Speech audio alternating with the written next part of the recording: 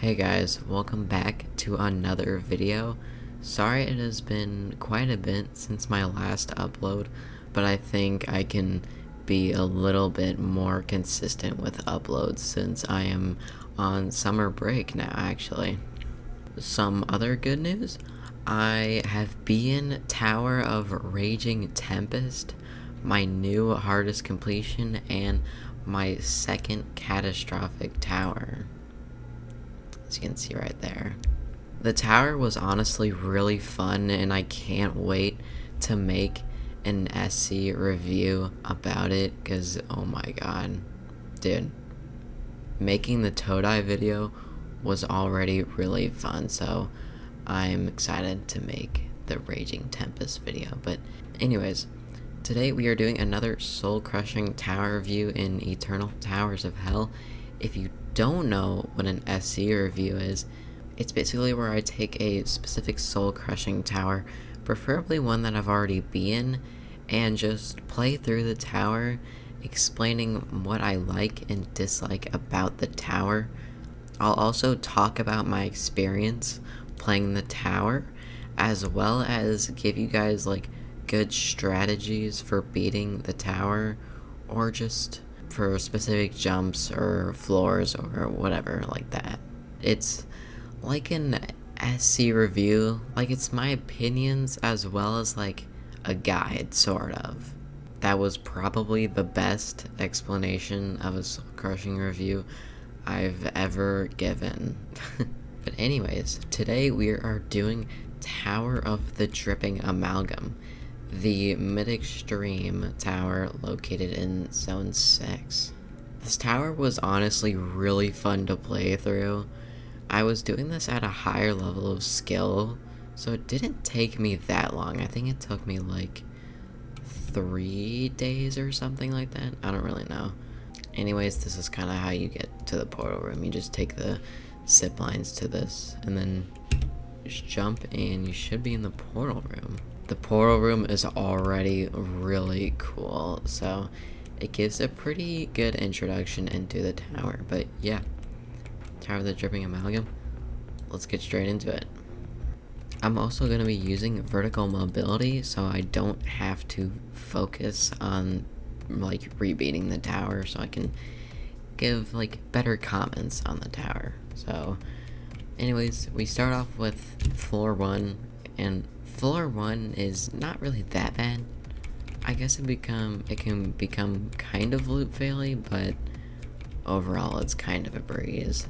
You'll also be seeing a lot of those bun kind of platforms like throughout the tower, so you might as well get consistent with them. This ramp I found really hard at first. It's not that bad, you just kind of have to have some camera control. There's a lodge here, makes the jump easier, I think.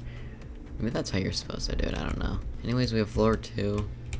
I kind of do this head hitter like that. Floor 2 is nothing really special. The first half is kind of like okay. I mean, there's not much you have to really like focus on, although it can become kind of hard to pass in the like earlier into the grind.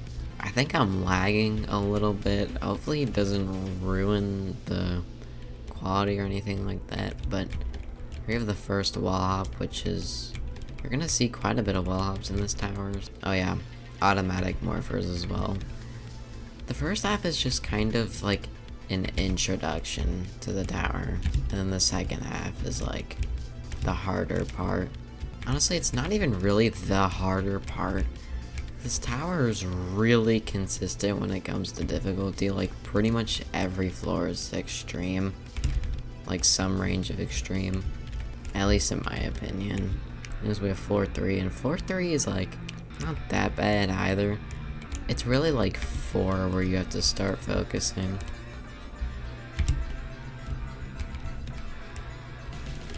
That spinner is kind of learny at first, but it's not that bad. Compared to 1 to 2, 3 is pretty hard. This gameplay is also like really fun and satisfying to do.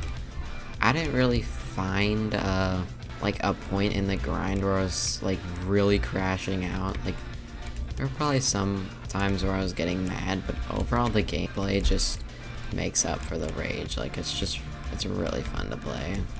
The floor 4, I don't know why there's a block in the middle. 4 is definitely the hardest floor, like, you're gonna come across, like, by far. It's probably harder than 5, actually. And then, like I said, with the bottom blocks, you're gonna see a lot of those in the tower. Bottom flicks, and bottom flicks are really common in the dripping amalgam. Like, not only in the first half, but the second half is where you find quite a bit. Oh yeah, about lodges, I forgot to mention, there is gonna be quite a bit of lodges in this tower. It should be pretty free until 5, yeah. Just gotta wait for that morpher. This jump is like, not the worst, but it's pretty scary to do. Anyways, floor 5 consists of like the outside section, like the inside and the outside. That probably makes 5 the hardest by far. Well, not by far, but so far.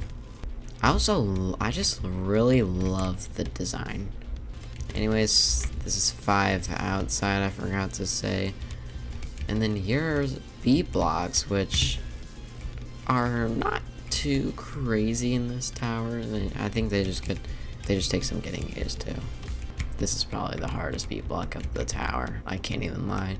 Oh yeah, if you fall on 5 outside, like all the way to the bottom, you get teleported to floor 3. So it's not crazy punishment, but it can still be kind of demotivating. You might as well get used to some client objects before you play this tower, because there is quite a bit of client objects. And then here is the transition to the second half, and you get button progress, which I think there's more button progress on floor 8 or something, I don't really know. And the music, what I never mentioned, how good this music is. Yeah, you're also introduced to the black kill bricks, which send you back. If you fall on 6 inside, you'll be teleported back here, so it's kind of like the black kill bricks. Another thing about the button progress, it gives button progress on floor 1, 2, I think, and 4. I could be wrong on that, but I'm pretty sure it is those 3 floors. This outside is also so easily chokeable. I think I've like failed this 3 times maybe. It's not the worst thing ever, but just be careful when doing the obstacles. That's a shrinking sphere. And you get to 6 inside.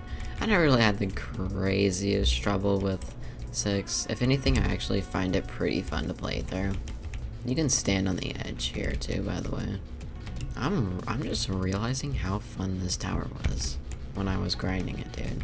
This is so fun. This is probably the first hard thing on 6 you're gonna be introduced to. That's kind of how I do it. I should probably get a keyboard overlay, should I?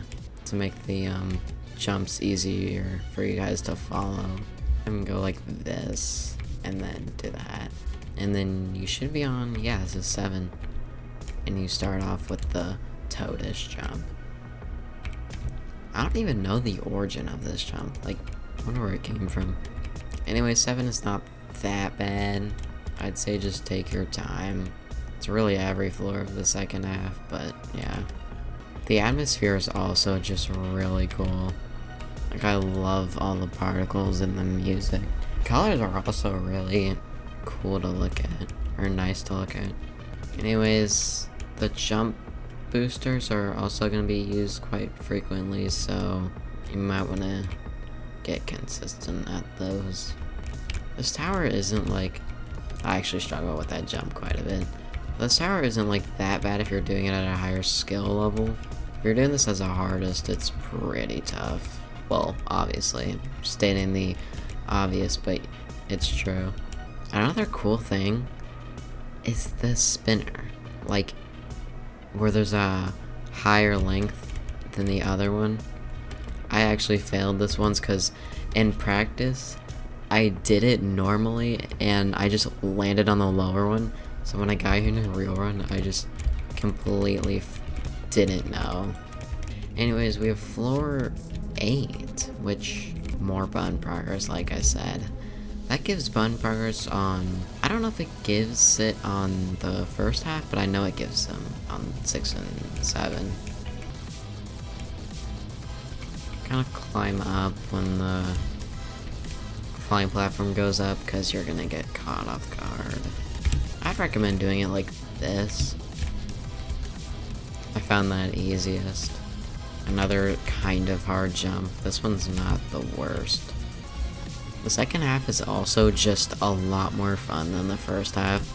So if you're stuck at like the, I guess you can skip the blocks, but if you're stuck at the first half, like that's kind of unfortunate. Just try and lock in, because once you get to this point, the tower becomes a lot funner. Yeah. That's pretty tough. Yeah, and this is floor 9. This tower is actually shorter than I thought. I imagine with nerfs it's probably gonna take longer.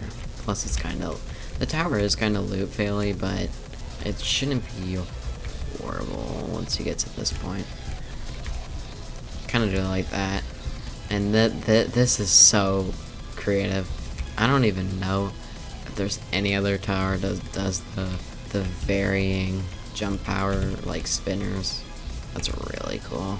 Anyways, I didn't find 9 to be that bad, but I can see the choke point. Playing through this tower makes me want to play it more, dude. It's so fun. Like, I really like the usage of this gameplay. It's just really creative. And the morphers, dude. It's like a creative jump. Every jump is so creative, dude. This jump is pretty hard, though. Yeah. And should be floor 10. And the music. The music, dude. I told y'all the music was so good in this tower. Another bottom flick. The tower's like structuring is also just really cool. It's just like, just looking at it, you can tell it looks so fun. And of course you have the varying heights of the spinner, which is so sick. Somewhat hard jump there. Kind of have to jump up the lodge. It's good that there's like no outsides besides 6 and 5, because this tower is already pretty nerve-wracking. An automatic morpher, but it's a ledge grab. That's also really cool. Oh yeah, here. Kind of have to like, yeah. Anyways, this is like about the end, I think. Just this last jump. And I can't do that jump because the VM barrier. But yeah, climb up and you beat the tower. The win room is really good too. Anyways, yeah, Tower of the Dripping Amalgam, really good tower. Really enjoyed this. Didn't take me that long to complete, but overall I think this tower was definitely really fun to do. I mean, dude, just look at it, bro. It looks so cool, man. This might just be like one of my favorite extremes. It probably is, right after Blast Power. Blast Power is so fun, bro. That might be my next extreme soul crushing review. I want to do stuff from the Great Inferno though, because I think all of my soul crushing reviews have been from like the spatial system. And you can probably tell why. There's more modern towers, there's like more creative towers, there's more to talk about, but I'm sure there's a few towers in the Great Inferno I could do next. Well, not next, because the next one is Tower of Raging Tempest. I'm excited to make that video, like, bro, I might just make it like a few days like later, because it's such a good tower.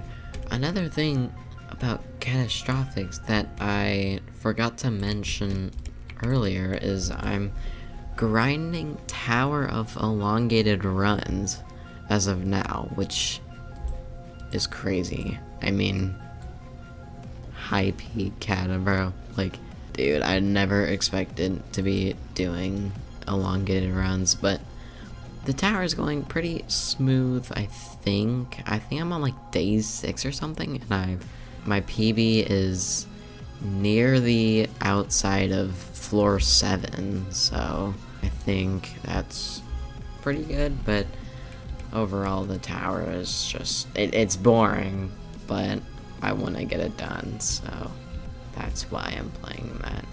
Anyways, Tower of the Dripping Amalgam, overall, really fun tower, dude. This was so fun to play and grind, and the design, the gameplay, the creativity is all very, very good, dude. Honestly, this might just be like a 10 out of 10 tower. Another thing I forgot to mention in the intro is with Tower of Descent into Exile and how I did a soul crushing review with that, there's gonna be 3 new elements for catastrophic soul crushing reviews. A special thumbnail, a special intro, and a verdict, which is weird. I don't know why I didn't give a verdict on like any tower.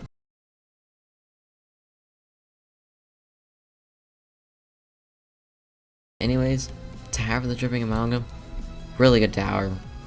This was so good. Again, one of the best extremes in the game. That's pretty much it for this soul crushing review.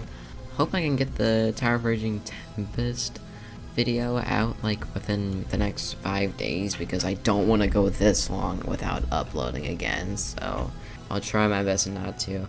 Anyways, I hope you guys enjoyed this video, and I will see y'all in the next one.